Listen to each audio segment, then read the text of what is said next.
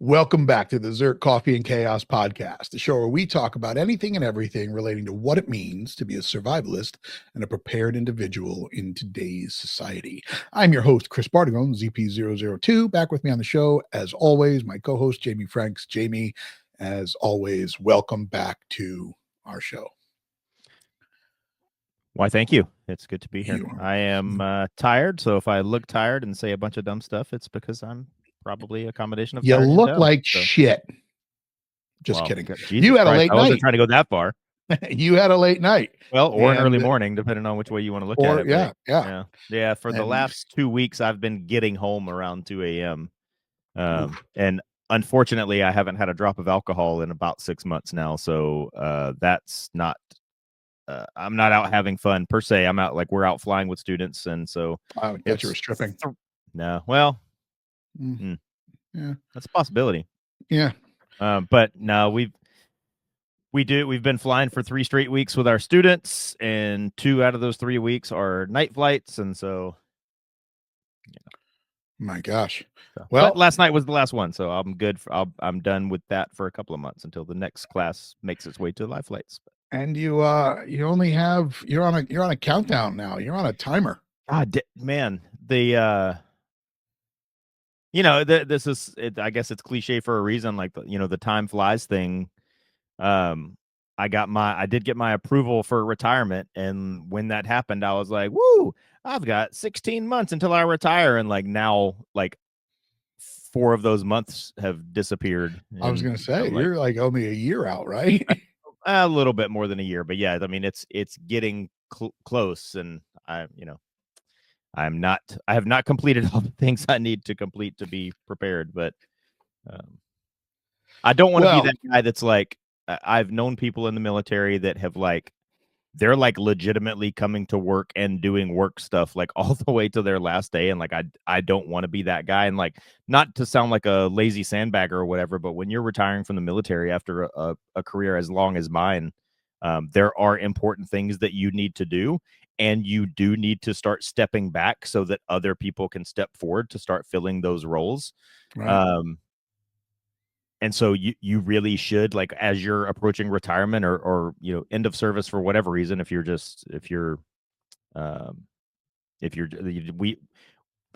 know Marines and Army guys say it differently. They say EASing or whatever, but in the Navy, you're retiring or you're just getting out. Right. So if you're short of the retirement mark, you're just getting out. But whether you're getting out or retiring, towards the end, you do need to kind of fade into the background and let them close ranks around you. And I've known guys that have not done that, and I know me, and I know I'm possibly in danger of letting myself do that because I'm just that guy. I'm not the guy that calls in sick. I'm not the guy that my whole career I have been the guy that shows up and does. Yeah. Well, I get it. I mean, it's hard. One of my, when you sit there and you talk to a potential whether in the past, whether you're doing interviews for employment, and they always ask you, give me your 3 strengths and your 3 weaknesses. And some will argue that maybe it's not so much, but I think it is. And one of mine is, delegation and giving others the space to complete or mess up the task at hand. You sometimes get this mentality no, I've got to do it because it's got to be right. And that's not actually the way that you should do it. Correct. You should, teach, train, and develop others to do it for you and around you and with you so you can step away. I think a boss a long time ago told me that I could never get promoted until I found somebody to fill my spot. And that's a life lesson that you try and bring with you. But we've got just over 12 months here, and it's going to fly by pretty fast. So make sure you take care of whatever you need to start taking care of. But anyway, as we always start these shows, we want to thank you guys for listening to this show. We are, gosh, I don't know what episode we're on. I think we're over, I know we're well over 100 at this point. Well over 100, 110, 115. And we couldn't keep doing this without you guys and your audience and the audience that listens to us. So thank you very much. As you guys are aware, we always launch our shows over on Spotify and Apple every Thursday through the Firearms Radio Network, and then the video portion goes out on the ZERT Coffee and Chaos YouTube channel. The main ZERT YouTube channel is being reserved for videos, product reviews, announcements, important stuff that seem to be popping up all the time, whether it is the new Ruger RXM pistol that's out there, the new Ross Martin pistol, the Mantis laser, the Mantis Blackbeard X, which we just launched that video up there and I get to use often, and it's a great training tool. But that's where you'll find those videos. Today's show is sponsored by MedTac International. So if you are looking for medical training gear, then head over to their website. And we will link that website below in the show comments. So, all right. And today's topic is going to lead into a little bit of medical gear and bags. So today we're going to discuss go bags. Now, we've discussed go bags probably over a couple of episodes this year, right? We've talked about them, and I think it was a two-part thing, but we never got actually into the contents of the go bag. Correct. Yeah, we did. We kind of talked about like what the considerations should be for your go bag, and why you would need one, and why you should have one, and should you have it set up in a vehicle or set up to carry on your back, and and it ties into what is your survival plan? Are you going to bug in or bug out? But we never really actually got into what actually is in it. So yeah. Now I think, but what we did discuss during those is I don't think there is one standard go bag for everyone or every situation. So what we're going to put out is kind of a adjustable go bag for your specific needs, right? So if you've got, obviously, if you've got the diabetes in your go bag, you're probably going to make sure that you want insulin, where you may not need that if you don't have the diabetes. You know what I'm saying? Like, right? You definitely like that. That's actually one of the most important considerations of one's bug out bag. Like, people say bug out bag, people say go bag, people say 72-hour bag, people say get home bag, people say inch bag, INCH, I'm never coming home. So those can all slightly be different things, but really, kind of like to your point, they're really just slight variations on the same idea. And so, like, one of the most important considerations is, where, your specific environment, because obviously someone that lives in Alaska is going to have different considerations than me living in Southern California. Like, we are not going to need the same things, but you do still need the same categories of things, I guess. Okay. So let's start at go. Do not collect $200. We're just going to start at go.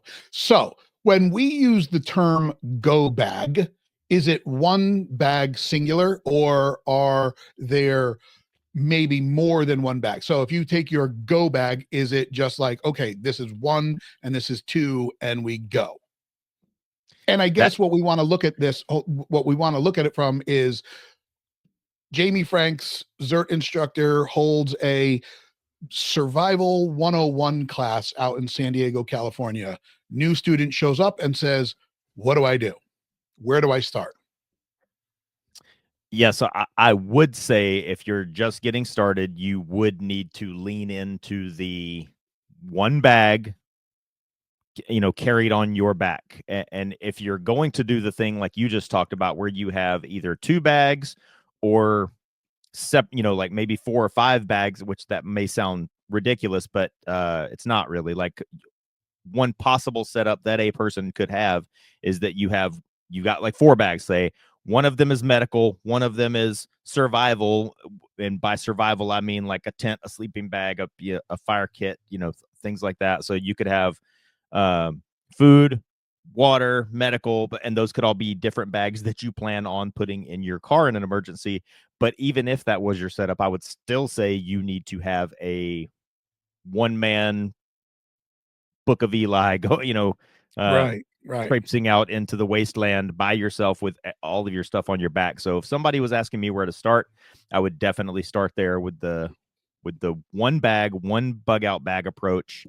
That's kind of all encompassing. And then if you want to branch off from there as your level of knowledge and experience and preparedness goes, I mean, it's like it's kind of like everything else. Like I have talked about this as it pertains to gun ownership. Like I always Yeah. describe it as a diamond, because a diamond is narrow at the top and narrow at the bottom and wide across the middle. And so Yeah.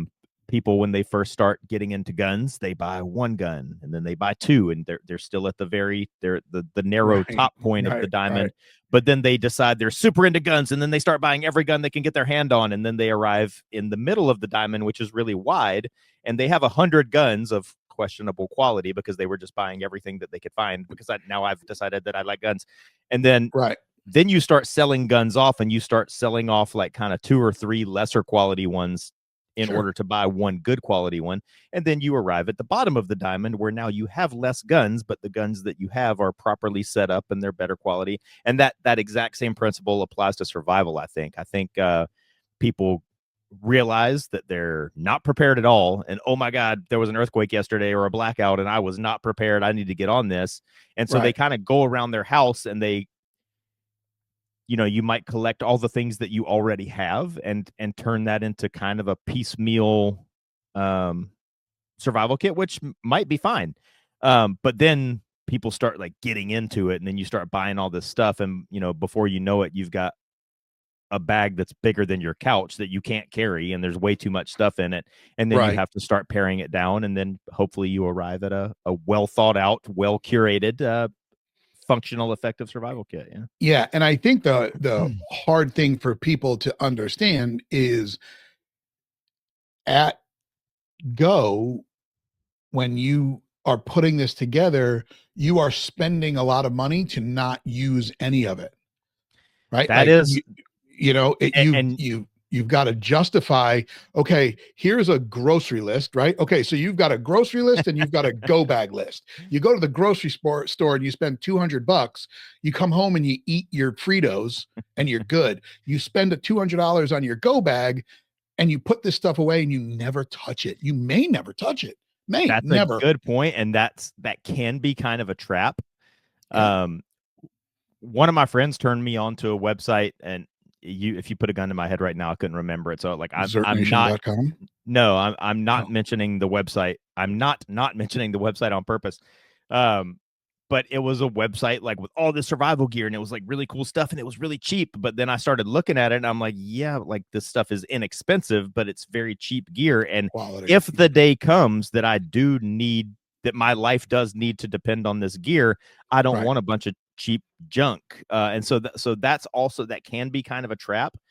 And that's also, we've talked about that. Like that's kind of the downside of having a really good medical kit, is because that medical kit, whether you ever use it or not, if you never touch it, every Right. couple of years you need to replace almost everything in it, even if you never touched it or used it. And so that Yeah. can be a hard pill for people to swallow. But Yeah. yes, So I think Chris, we that should, is a very good point. You may spend money on this stuff yeah. that you're never really going to use. But So I think we should have a theme today on how many hard pills there are going to be to swallow when it comes to this. So that's your first one. The first hard pill to swallow is you're going to spend a fair amount of money setting up a bag that you may never touch. But here's So, some food to wrap that hard pill in to make it easier to swallow. A medical kit that you have to replace everything in every couple of years. Like, I'm not going to be like, hey, I'm going to inject myself with this morphine syringe just so I can use it real quick and get a new one. right. But honestly, with your survival kit, there's really no reason why you couldn't go out and use it and True. like go on a quote unquote camping trip, but use nothing but your go bag. Very, very true. Very true. Because most of I hope one of the things that we get into is like every single item in if again, the student that comes to me to train them on this stuff, I would tell, like, one of my little rules of thumb is that every single item in my kit has to have dual use.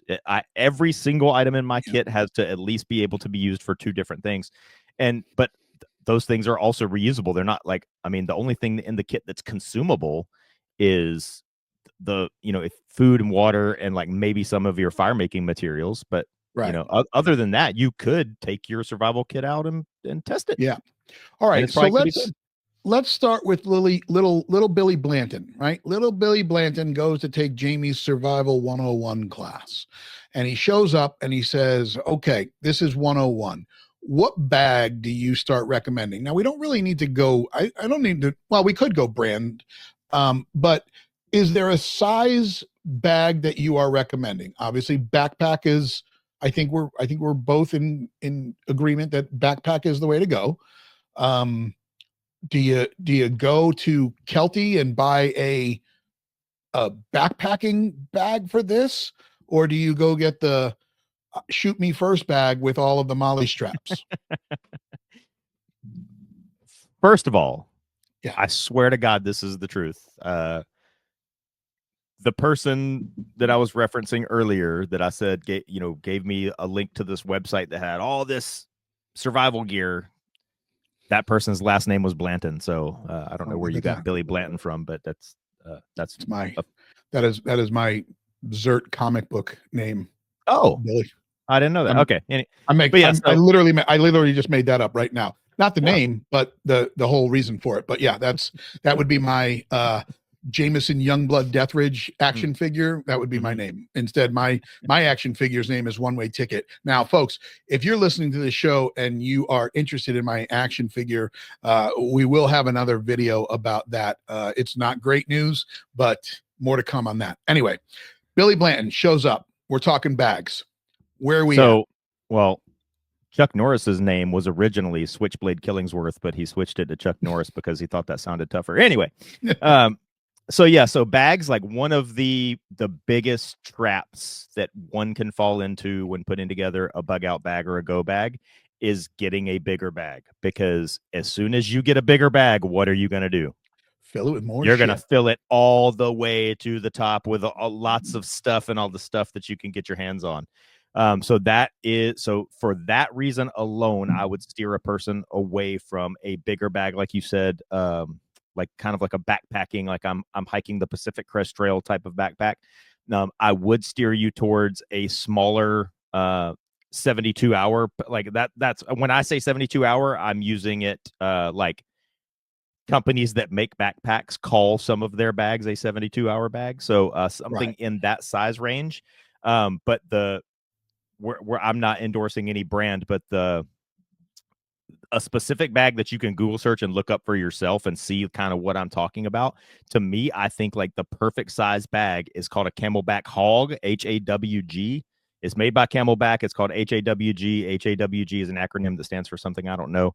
But like that is, it's actually about half the size of what most companies sell as a 72-hour bag. But kind of a smaller bag is better, because most people's inclination is to grab that bag and fill it up all the way, with a whole bunch of stuff. So now when we talk about bags, and we'll get into 2 brands specifically, obviously, because they are ZERT affiliates, but when you talk size, most bags are referred to in liters, right? So they'll say it's a 30-liter bag or a 22-liter bag, or, like whatever the case may be. So when you start looking at this, understand that. Now, Mission First Tactical and Voodoo Tactical are both ZERT affiliates, right? So ZERT members do get discounts from both of those companies.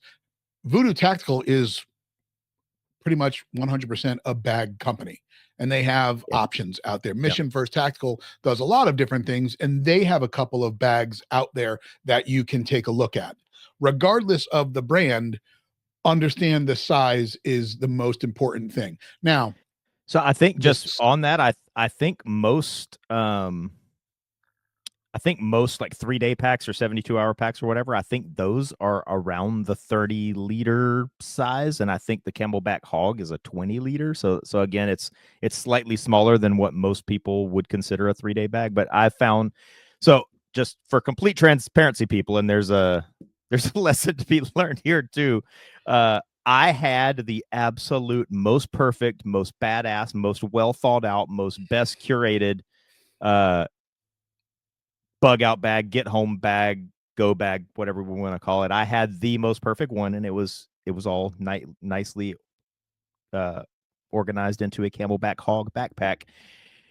And somebody broke into my car and stole it, so I no longer have one. But mine was in a Camelback Hog backpack, and it was like the most perfect one. But anyway, like I'm not pushing the Camelback Hog backpack, but I do believe it was a 20 liter, so something in that like size range is what I would recommend. But yeah, Okay, so we focus on a bag, right? We get the right size bag, and then it comes down to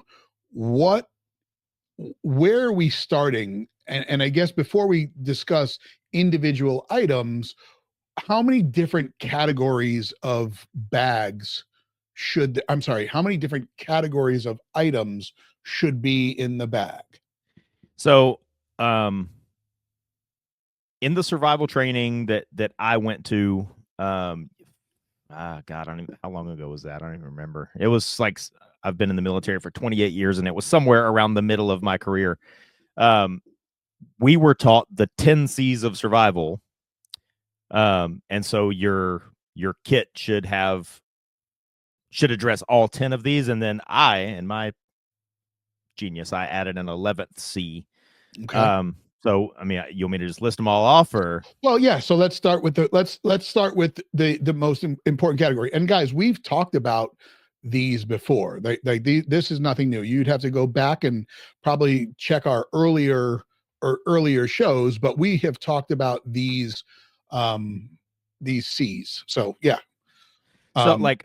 There's the 10 C's of survival, and then the other one, which is the most basic guiding kind of framework of a survival kit, is like SWIFT, SWFF, shelter, water, fire, food. And right. because I'm kind of a nerd, I'm kind of a geardo or a gear queer or whatever. Like, I also have a SWIFT kit that is a very, very reduced kind of minimalist bug out bag or bug out kit, if you will. And like the size of that one, if you've ever seen like Saving Private Ryan, and like all the soldiers are kind of wearing that like small backpack that's like right in the center of their back. Yeah. My SWIFT kit is about that big. I mean, it's maybe 12 or 14 inches wide by maybe like 8 inches tall. And it's the size, like if you took like two fanny packs and put them together, it's about that size, Okay. But that just addresses shelter, water, fire, and food. But so a traditional bug out bag, we're building a backpack, like I said, around the 20 liter size backpack. And the 10 C's of survival, did you say you just wanted me to just say them? Yeah. Go ahead. I mean, we can get into the categories. These are the categories, right? So the first category is cutting. So you need a cutting tool. So knife, an axe. But again, like try to remember you're going to be carrying this stuff, so you don't like a trap that people fall into is, I'm going to take a knife and a multi-tool and an axe and a machete and like find one good all around kind of catch-all cutting tool, which for me is a good fixed blade knife is what I have in mind, because a fixed blade knife can kind of be used as a axe or a hatchet or whatever. And that's my favorite cutting tool is a good fixed blade knife. But that's the first C, cutting tool. Now, this is the part of the lecture where we recommend to our listeners to maybe take out a piece of pen and a paper, right? So we've talked about between a 20 and 30 liter bag. Yeah. Now, I want everyone to write that down, and then over to the right, I want you to put a total amount of weight. So this bag should weigh in total, or what we want to keep this bag, we don't want a 50-pound bag. No, you don't. Back, no. Right. Okay. So you've got to understand that the items that you're going to put in here, you are going to carry on your back for a undetermined amount of time or distance. So ounces equal pounds, pounds equal pain, and you don't want to overload this. So we're going to start calculating the weight of this bag. So, all right. So C for cutting. Yep. And just to go back to the point you just made, like a few years ago, I went to Peru for 3 weeks and was just backpacking through the Andes Mountains in Peru, and like a picture of like an exploded picture of my backpack and everything that was in it. It's on my Instagram. But it was about 20 pounds, maybe max. When I go rucking for exercise, my ruck pack is 41 pounds, and that is a huge difference. Like, so I would definitely say a good, you don't want your backpack to come in much over 20 pounds, but yeah. Okay. So yeah, so the first thing was cutting, and the second thing was combustion. So something to make fire. So one of the other C's is candle. So understand the difference why there's candle and combustion. You need something to make a fire. And you also need something for making light. And those aren't necessarily the same thing. I mean, we've all seen Nicolas Cage and Indiana Jones walking through caves and caverns with a torch. So in that case, combustion and candle would be the same thing. But the intention is that you have, something for specifically building a fire, and then something specifically for producing light. So, yeah. Now, I mean, to produce fire, you could literally carry a Bic lighter. True. That's 100%. Yep. That could be it. You do not need to go get a, torch, or, I mean, sure, a ferro rod is great, but that's not going to produce fire without having to use something else. Right. Well, and this is another one of the traps, because if I would just, without doing it, I guess I can't tell you for sure, but I would assume if you just Google search images of survival kit or survival bag or bug out bag, probably pretty close to the top is going to be a kit or a bag with a ferro rod in it. And those are phenomenal tools. However, if you don't know how to use it and you are not practiced in building a fire with a ferro rod, like it's not a good luck charm. Just buying it and throwing it in your pack doesn't make you more ready for survival. Right. And we have talked about in the past, you've got a fire kit and I have a fire kit. My fire kit includes a ferro rod, the fire plugs, some kind of fire starter thing. Now, I wouldn't recommend, and you tell me if you agree, I wouldn't recommend somebody carrying a small fire kit for combustion. I would recommend just some kind of lighter that will work in. So I may be misattributing this quote, but I think it was Les Stroud that he said the best survival is lazy survival. Like, being lazy is the best thing you can do in a survival situation, because if you're being lazy, you're not doing things that are going to risk an injury. You're not doing things that are going to make you dehydrated. You're not going to be doing things that are eating up a bunch of calories. So like, lazy survival is the best survival. And like, you and I are kind of nerds that like, we enjoy this stuff. So literally, like, I enjoy the challenge of doing like primitive fire making. So when I go camping for recreation, I like using a primitive method of fire making just because I like that kind of stuff. But in an actual survival situation where your life depends on this, like what you just said is the perfect answer. A Bic lighter. Like that's the laziest, best way to make a fire is Bic. Like, I would say, just to close the gaps as best as you can, like in being, trying to be minimalist, trying to be lightweight, but also being the most effective you can. A Bic lighter and one of those little round little things of like the windproof, waterproof matches. Like, if you have those two things, you're good to go. But don't put a ferro rod in there thinking that that's going to make you Bear Grylls if you haven't already had a ton of practice on it. And really, I would say, like, if we're building this pack because we are seriously building this pack because we might be in a situation where it might save our life, Bic lighter is the easiest, laziest, because Bic lighters are going to work like unless you're on top of Mount Everest. Like, there is an altitude limit where Bic lighters won't work, but probably most of the people listening to this right now are not in that altitude. We'll never range. achieve that. Now, and when we say Bic lighter, take the word Bic out, just call it a lighter.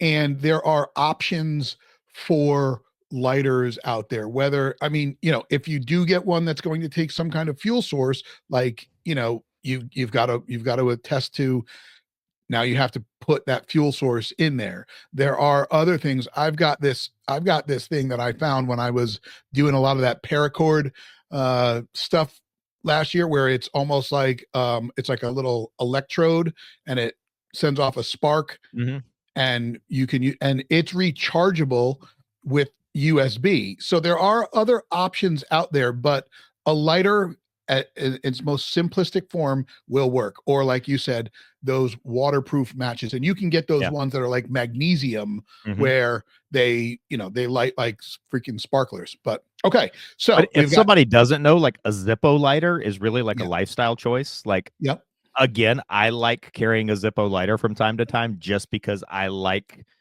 when I pull it out and light it, I picture that, I'm Dutch from Predator, There you go. Yeah.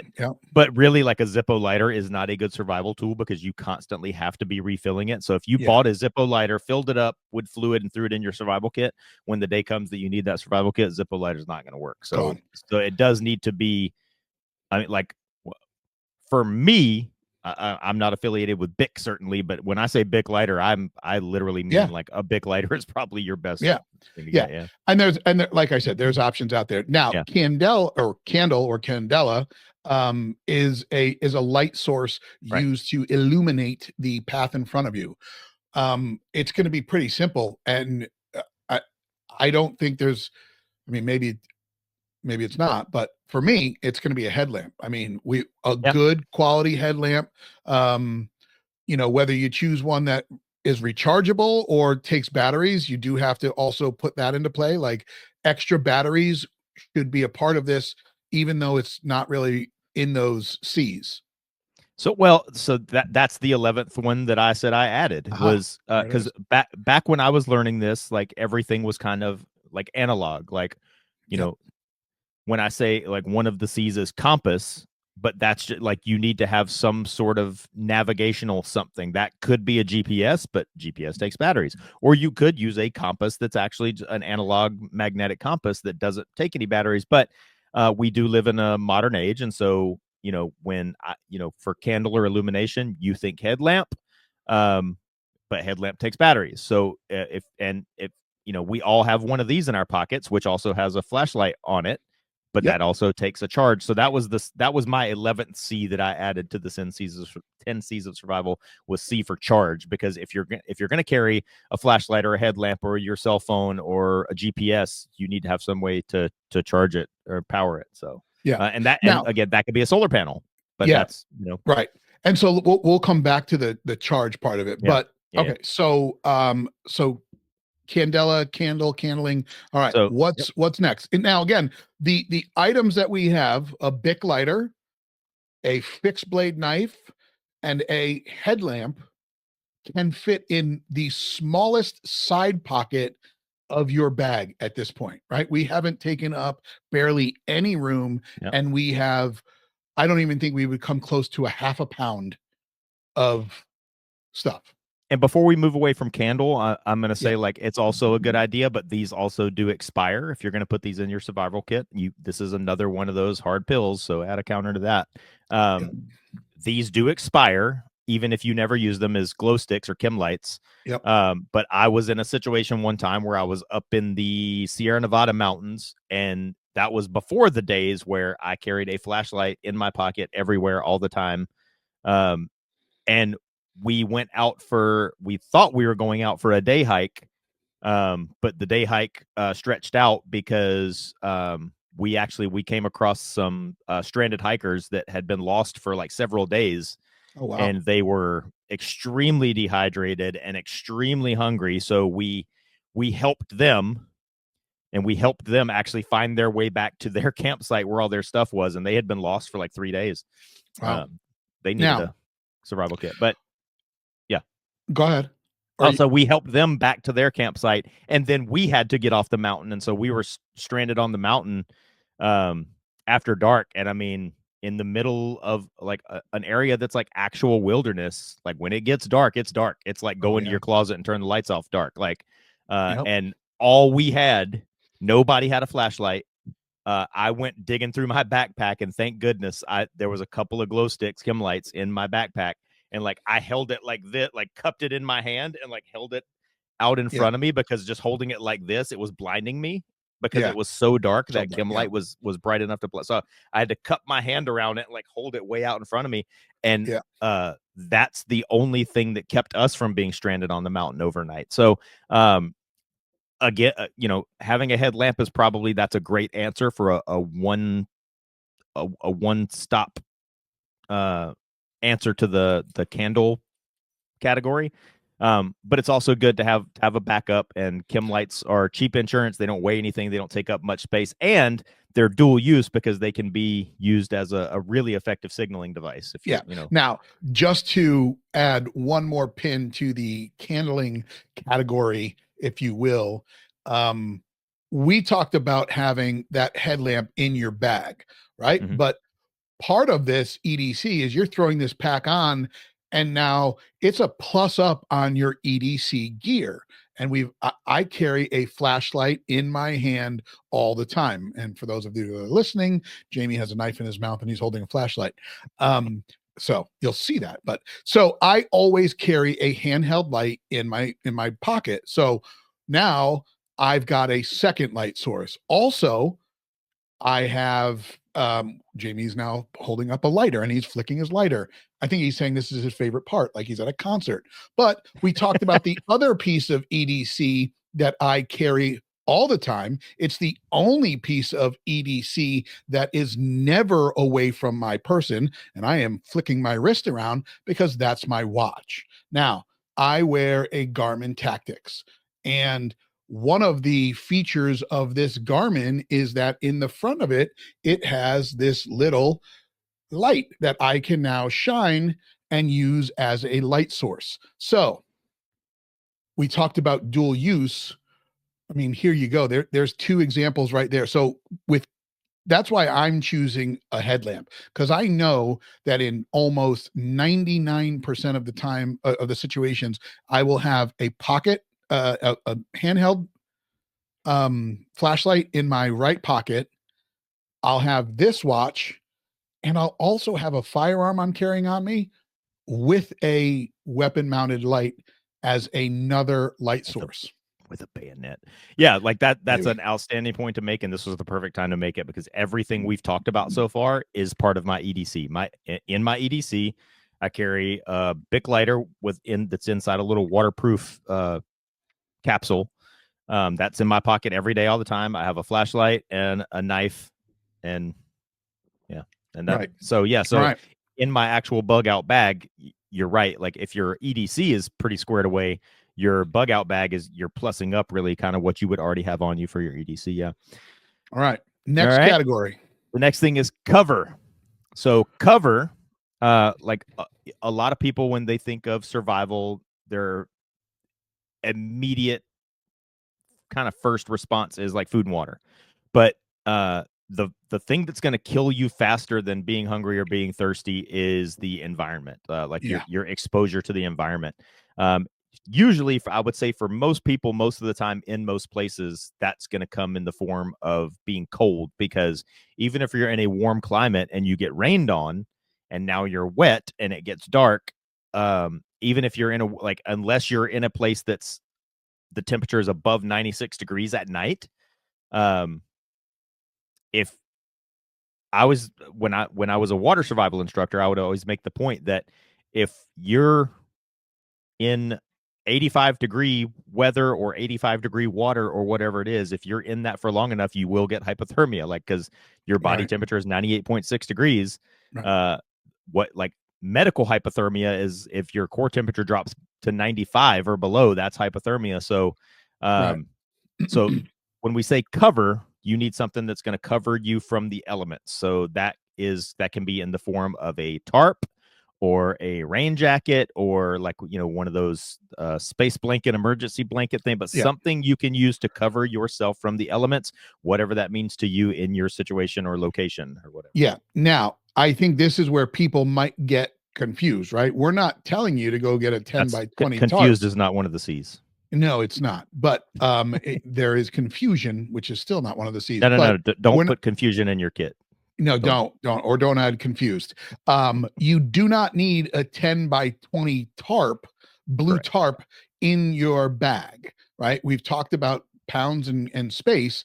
So there is, like you said, those little emergency blankets. I mean, they're literally the size of a cell phone when they're folded up. Yes. Now So you can get they're larger sizes, but and those emergency blankets, they're somewhat fragile.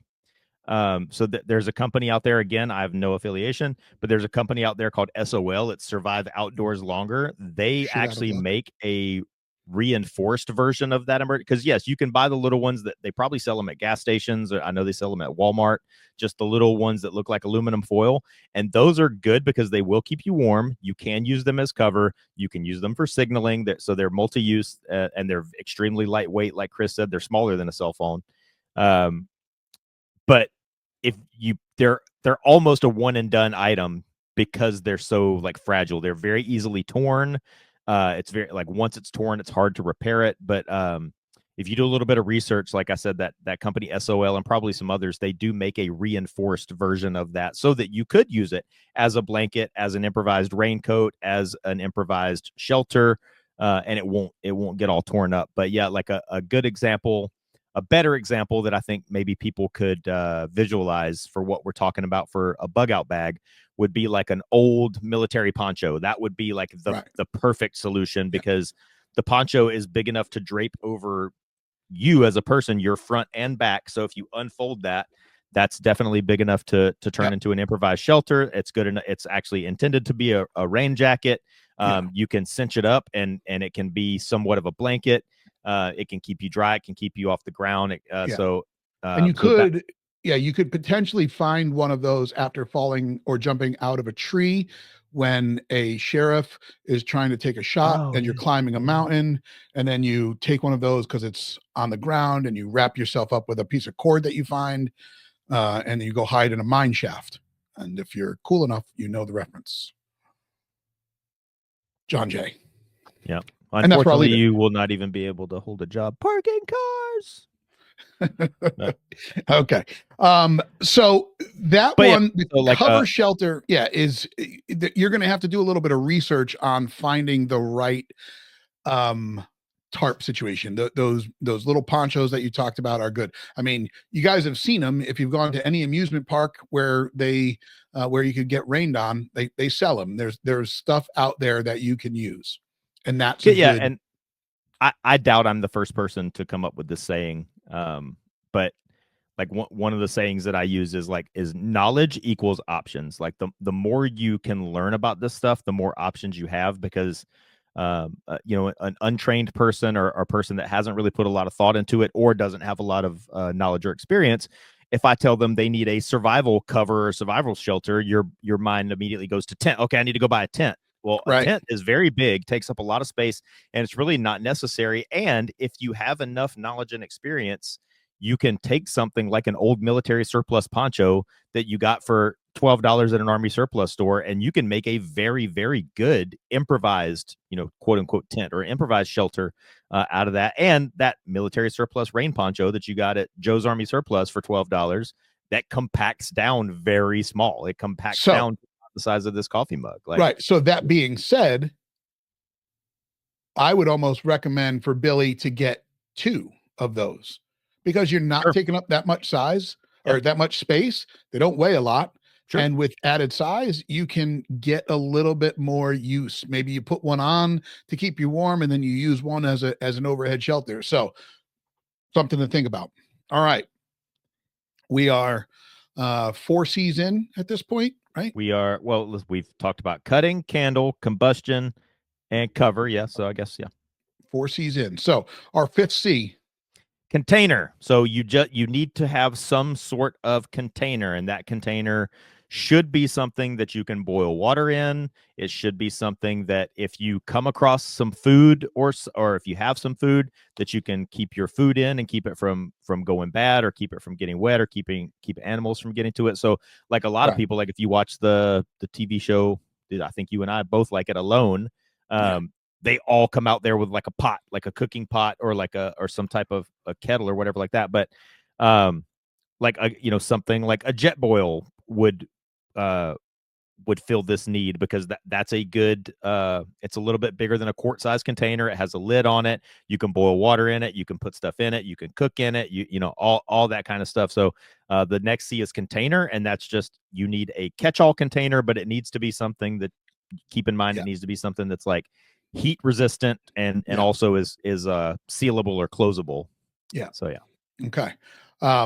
So when it comes to that, the I guess the jet boil, the only downside with the jet boil is the fuel source that you need to operate those. Like, I've got a kit that I bought from, I think it's HGI or from their website, and it is just a regular pot, and it inside of that pot there's actually little plastic bowls, and it's got a lid, and the handle folds over, and it comes in a little pouch, and you've got quite a few things there. And that's probably going to be the thing that takes up the most space in my go bag up until this point. But it is used for a couple of different things, right? Boiling water, like you said, storing stuff, storing food. Do I need the little plastic bowls in there? No, I could probably take those out. So there's actually some stuff, there's some space in there. But if you want to make some. Yeah. And really, like, thank you for mentioning that, because I wasn't telling everybody to go out and get a jet boil. I do have a jet boil for camping,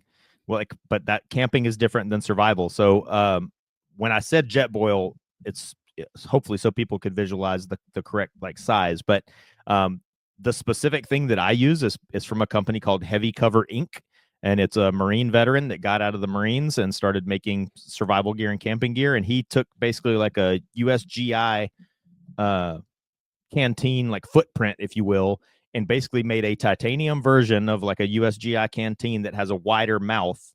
And the USGI like canteen cup is what they call it, which is basically like a little cooking pot. So he made a titanium canteen cup with a lid, and it all goes together nice. And that's what I have in my bug out bag or go bag. But yeah, the jet boil, that good point. It takes a proprietary fuel source for a proprietary type burner that you may not have or that you may run out of. So yeah, I wouldn't necessarily, like, a jet boil I guess would be okay, but I wouldn't necessarily recommend that. But keep that in mind, that's going to also require you to carry a proprietary type of fuel if you're going to do that. Yeah. Okay. And I'm just double checking. I'll put that, actually, the brand that I use, and we'll list a couple other things that we've talked about in this show below. I definitely was wrong on the brand of it. I'm sorry, it's GSI. So GSI makes some good camping stuff, some good camping pots and pans and whatnot. So, but okay, we got container out of the way, and what's next? Cordage. This was pretty simple. Like, this is something I'm sure we've talked about at length before. Like, cordage is one of your that's a staple survival item. Because I've talked about dual use, but cordage can be used for a million different things. And so, just off the top of my head, the best thing I could recommend to you is there's an item that's called a spool tool. And it's a little plastic spool that has a cutting tool on it, and it has a little thing to hold a Bic lighter. So you're killing a few birds with one stone if you get a spool tool. But you can wrap up 100 feet of 550 cord on the spool and carry it in a nice compact. Like, it's about the size of a soda can when you put 100 feet of 550 cord on it. And then so the other thing 550 that it cord has. The other thing that it has in there, in that spool tool, is a spot for your wiener. I don't know. Lighter. Thumb. Oh, that's what I said that. Oh, you did. Sorry. I thought you said cutting tool. Sorry. It has a cutting tool, and it has like a little bracket to hold a little bit lighter. Yeah. Okay. All right. Yeah. And then with like, I would definitely recommend paracord, 550 cord, whatever you want to call it, because inside the 550 cord, like, you can cut the 550 cord, and we call it gutting the cord. Like, inside the 550 cord is 7 smaller strands of cord that can be used for sewing or for medical or for like what. So 550 cord is a phenomenal survival tool, just in general across the board. You can use it for shelter building. You can use it for primitive fire making. If you were going to do a bow and drill type method, you can use it for think I already said, like, you could use the internal strands for like stitching yourself up for medical things. You could use it for making snares. Yeah, but 550 cord is infinitely useful. And again, I would recommend that little spool tool thing, and then your cordage will be covered. Yeah. And you're not taking, again, there's not a lot of space there. Could you could get 2 of those spool tools with full of cordage, and you've covered 2 lighters and 2 cutting tools, and you, again, side pocket of your bag, and you're good. Like at this point, the most space you're taking up is with that container. But you can put a lot, if the container's empty, you can put a lot of stuff in the container and you know, inside the bag. So yeah. So okay. Up next we have compass. So compass, like, again, if you know how to use a compass, then you can just get a compass. But when we say compass, we just mean some sort of navigational so like, again, when I went through survival training, for us it was a map and a compass and a pace counter. You know, that was our C for compass. But some type of navigation, in today's world, we use GPS a lot. You said you have your GPS watch, which that would be very handy. That would make, and again, like I also have a Garmin watch. I don't wear it much. I typically wear an analog watch most days, but like your Garmin watches, your does Sunto makes GPS watches. I think Sunto makes one. Apple makes one, obviously. But there's a bunch of different smart watches. But I have the Garmin Descent, and the Garmin Descent has GPS, like actual, like a map function where I can actually see myself on the map walking this way. But it also has a compass as part of the watch. Your iPhone has a compass that came built into it. Let's see. Now with the that. So, and you can download, there's a feature of Google Maps that a lot of people don't know about, where you can actually download map sets to your phone. So even if you don't have any cell phone connectivity or data connection, you can still access those maps that you have downloaded and saved, like on the hard drive of your phone. So some type of navigational aid, be it a compass or your phone or your watch or whatever you got. Okay. So and then folks, if you're not using those digital types and you are going to rely on a compass and a map, know how to use them. All right. Moving on to the next C, we've got care. So a first aid. There you go. Okay. So again, like, very carefully consider your first aid items, and also consider that out of everything in that kit, your first aid items are going to be the most likely thing to be used. But just because I always like to say, you are much more likely to get into a car accident than to be in a survival situation, as we think of it, like a bug out situation. You're much more likely to cut your hand or get into a car accident, or hurt yourself while you're hiking or something like that. So your first aid kit is going to be the most likely to be used item, in my opinion, in your kit. And so when I did my bug out bag, my bag was a little bit medical heavy, because I did have like a boo-boo kit. Boo-boo kit meaning, I like right there, I cut my thumb a little bit and I need a Band-Aid. That's boo-boo kit. Or what's another example? Like, some Neosporin or some gauze or whatever. Like, that's boo-boo kit stuff. And then you have trauma kit stuff, which is tourniquet, combat gauze, Curlex, all that kind of stuff. And so in my personal bug out bag, mine was a little medical heavy, and some would say a little too medical heavy. Well, but it's because that, in my assessment, is the most likely thing that you're probably going to have to use. Right. And this is where you're going to have to be very specific with what you use. Like I said, if you have medication that you need, make sure that there is that medication in there. Does it hurt to have a second medical or a care kit in case you run across somebody that needs care and you can provide that? Again, that's an option. You should have your care kit for you, and then you might want to have a second one for somebody else. So what does that look like? Well, it really depends on, again, what you personally need. But all right. That was something I was going to talk about at the end. We can talk about it now, but like use specific things, like Chris Bardagon specific things, like like if there's some prescription medication that you need for your personal situation, or if you're going to have your dog with you on your Yep. bug out, have, dog food. Yeah. If you like, this was a consideration for me, remember back when, the whole world was going to end on, I think it was December 21st, 2012, because the Mayan Oh calendar yeah, was yeah, going yeah, to, yeah. Yep. the Mayan calendar was going to run out or whatever. But Yeah. like my daughter was 10 months old then. Right. So like I had a relatively newborn baby at that Right. time. And if we had not remembered to flip over the Mayan calendar and that it continued on the Exactly. other side, it like I would have been on bug out with Right. a 10-month-old. And so, baby Yeah. formula, things like that. So anything like that you as a specific person, you as Chris Bartigon, me as Jamie Franks, like a first aid kit can be used for anybody, can apply to anybody. But like if you yourself has specific prescription meds, or like, you have a newborn baby or something like that, you Oh, I do don't. need to make sure you have those Nothing, things no. in your kit. But yeah. Right. My But that's, personal C would be cigar. So hey, I like it. And then yeah, you need your Zippo. Like exactly. Yeah. All right. So that's care. So we're at 8. So that's 8 right now. So we've got Yep. 2 more with your added 11. So that's 3 Yep. more. So what's up next? Comms. So again, in today's day and age, when people think of comms, you think of your cell phone. That's not what that cell phones weren't a thing really when I went through my survival training. Okay. But like when we say comms, we're really talking about signal.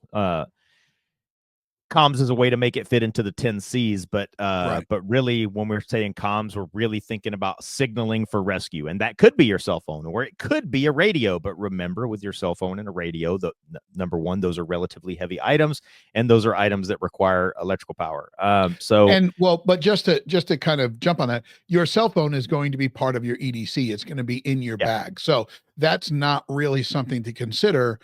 You're not going to have an extra cell phone in your pocket. Or, I mean, maybe you do, but with the caveat. So this is something under, each one of these C's of survival, cutting, combustion, cordage, it's kind of like, think of it as a drop down menu. Like, so under I click comms, and then there's a drop down menu.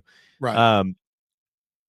Yes, my cell phone is part of my EDC, but one thing that I added to my bug out bag was one of those little waterproof, like waterproof seal bags for my cell phone. Right. Because I don't always have that, but I figure in a survival situation, it would be good to preserve whatever battery life I have in my phone and keep my phone from getting wet. So that is something I added to mine. And again, it's something that takes up pretty much zero space and no weight. Yeah. But generally, when we think of comms in a survival situation, we're thinking of signaling. So that can be something like a flare. If you have like a road flare, or if you're going to carry some type of flare, I would recommend going to like a boat store and buying a marine type of flare, because those will be waterproof. Yeah. And a flare can also be used to start a fire. So again, that's dual use. But a flare can be used for signaling. Like when I went through survival training, like your absolute best signaling device or signaling method is smoke. So if you can buy like a marine flare, they have them where it's a flare on one end and smoke on the other. I've already talked about a chem light is a good way to make a signal. A strobe light is a good way to make a signal. A survival mirror is a good way to make a signal. But it's those types of things when we're talking about the C for comms, not just your cell phone or radio. And some compasses out there do have the signaling light. Yep. That's part of the compass. So Yep. Okay. So what is 10 on your list? Or the list? It's canvas or cotton. Okay. Because like some people that you talk to will tell you that like cotton is the death fiber, and what is meant by that is like if you're wearing blue jeans are made out of spun cotton. That's what denim is. And like if your blue jeans get wet, anybody that's ever worn blue jeans in the rain or something like that knows when blue jeans get wet, they take forever to dry. However, it's good to have something. If you're wet, you need to be able to dry yourself off. So like the C on my list is canvas/cotton, because you need to have something to dry yourself off if you do get wet. It's good to have like a bandana.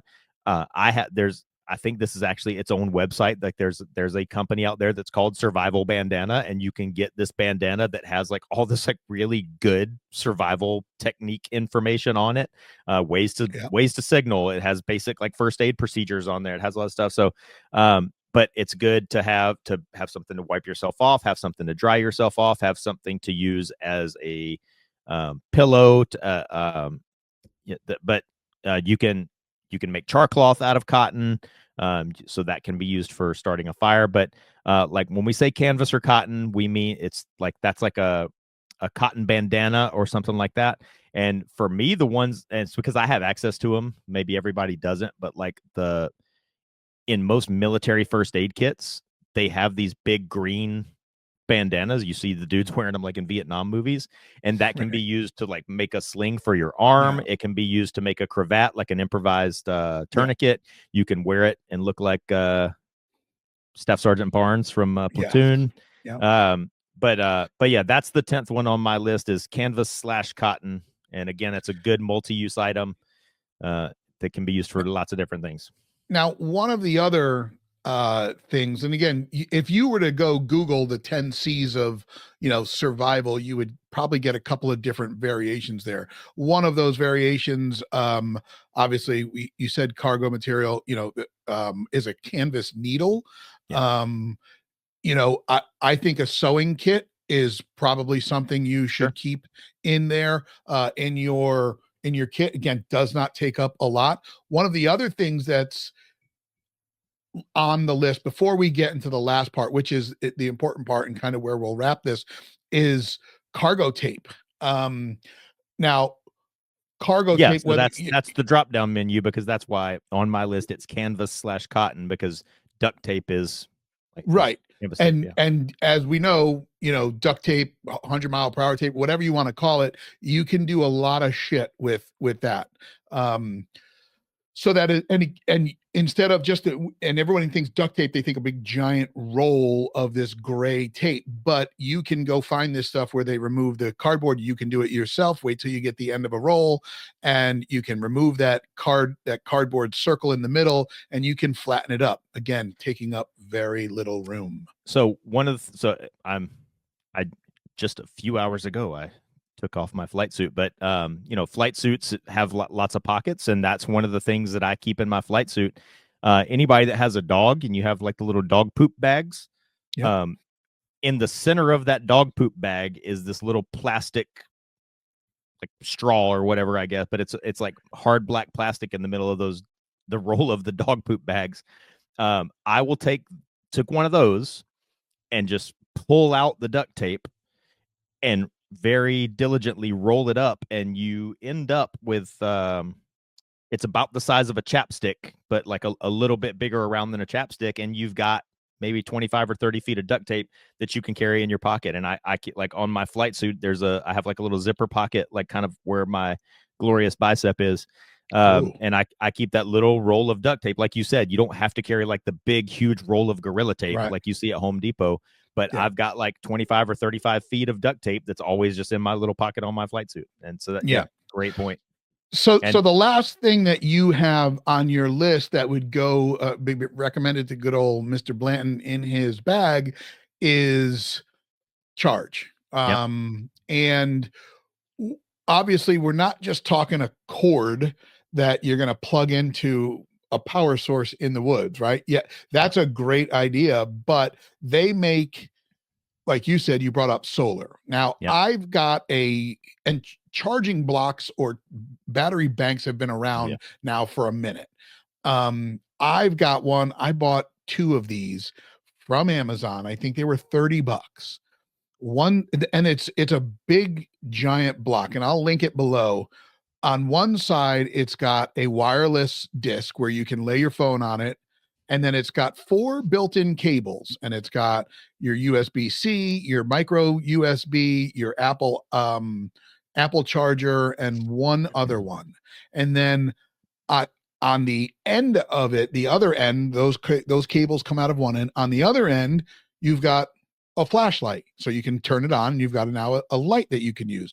And then on the back side of that is a solar panel. So you can recharge this by letting it sit in the sun while it's charging your devices. So I recommend one of those for your charge portion of this. And then also for me, I would probably have the CR batteries, the AA batteries, the AAA batteries. Yeah. Just So in the, that's the thing I was gonna say is, in a perfect world, I guess, like if I was super duper hardcore commando, Navy SEAL, Delta Ranger, like nothing in my kit requires a battery, but yeah, unfortunately that's not the world we live in. So the one recommendation I would make, if you're planning out your survival kit, and instead of just hodgepodging things you have around the house, try to standardize the batteries that you need for your kit. Like, so having a power bank, like Chris said, is a phenomenal idea. I have one that I bought 9 years ago, and I use it maybe not daily, but I use it at least a couple of times a week. It's very high quality. I probably paid $80 for it 9 years ago, so it's definitely has paid for itself. But the things in your kit, like, like if you have like a flashlight or a strobe light or a headlamp or whatever like that, try to make all the thing, if you're going to have things in your kit that take a battery, try to make them all take the same type of battery. Because if you're having to agreed. carry extra batteries are heavy. Yeah. And it's better to have, all things that take the same type of battery anyway. That's pretty self-explanatory. Yeah. Now, we've instructed Billy here for an hour, and we've given him his list, and we've got a magical cabinet behind us where all of these items from these categories are. He goes and he selects everything that the senior chief has now told him to do. He puts it in his pack. What do we thinking this pack weighs up at this point? So honestly, it depends on you, Billy, because you can select, like I said, for the cover, you could go get a North Face one-person backpacking tent, or you can go to the Army surplus store and get a poncho, and that weight difference is going to be based on whatever you select. You could make this kit. You could put every single thing in this kit that we just discussed, and you could probably make it fit into a fanny pack that weighs less than 10 pounds. That's very interesting. I think you're right. Yeah. Or you short of the container. Yeah. Well, no, I'll even because they make collapsible containers that are still like fire safe, that you can boil water and stuff in. So it's really that is up to you. But I would say an average, like if you had, because the one thing we did not talk about is food and water. If you wanted to put a couple of field stripped MREs and an Nalgene bottle full of water, or like a Camelback hydration bladder, if you are doing a hydration bladder, the one I prefer is Source Hydration. They're an Israeli company, and their water bladders are freaking phenomenal. They're way better than Camelback, but water is heavy, food is heavy. So I would say, if we're not going super minimalist and we're just kind of going across the board, and we sourced all these things, from REI, all of these things could probably fit into, like I said, like a 20-liter little day pack. And you're probably coming in, I would guess, if you added food and water, you'd be coming in at probably around 12 to 15 pounds. Yeah. Not bad, guys. Not bad at all. Here's what I want you to do. If any of you are listening, have not set up a go bag, I would love it if you told us in the comment section, after you've completed this, how much your go bag weighs. And if you have found all of this useful, or if some of it was useful and you need to do other things. But we would love to hear from you after listening to this episode or watching this episode, whichever you have decided to do. And maybe even share some of your insights as to what you think could be included that is different. With what Jamie just said, all of these things, if you are very, very strict with what you choose and you don't go over and above, you probably could do this in a pack less than 20 liters. Mm-hmm. Okay. So just be smart, understand, go back to the beginning and look at those hard pills to swallow and let us know what you think.